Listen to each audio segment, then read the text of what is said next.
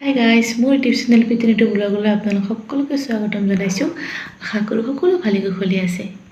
আৰু আজি ভিডিঅ' বহুদিনৰ মূৰত এটা বনাম বুলি ভাবিছোঁ। আশা কৰোঁ আপোনালোকে স্কিপ নকৰাকৈ শেষলৈকে চাব আৰু ভাল লাগিলে মৰম দিব।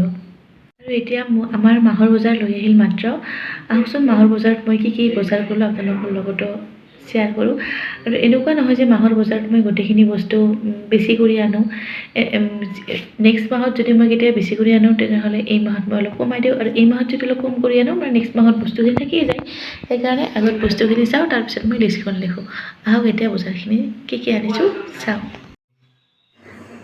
আৰু আনিলোঁ 3 বটল মিঠাতেল আনিলোঁ। তাৰপিছত এনেকেই আৰু যিখিনি দৰকাৰ হয় ঘৰৰ সেইখিনি ডাল মাখানি আনিলোঁ 1 পেকেট। তাৰপিছত এই বিস্কুটৰ পেকেট আনিলোঁ। এনেকৈ আৰু ঘৰত যিখিনি বস্তু দৰকাৰ সেইখিনি গোটেইখিনি আনিলোঁ আৰু।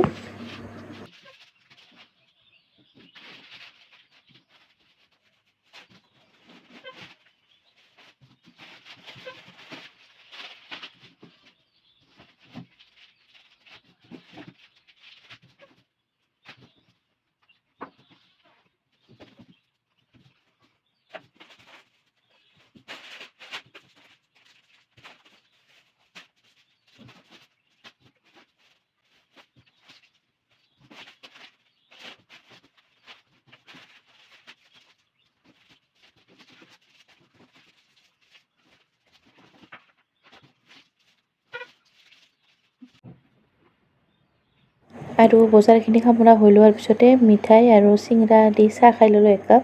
আৰু চাহ খাই কিনে মই আহিলোঁ পাকঘৰলৈ। ভাবিছোঁ আজি মাংসৰ লগত নৰসিংহৰ পাতেদি মাংস বনাম। আৰু মাংস লৈছোঁ মই ½ কিলো লোকেল মুৰ্গী লৈছোঁ।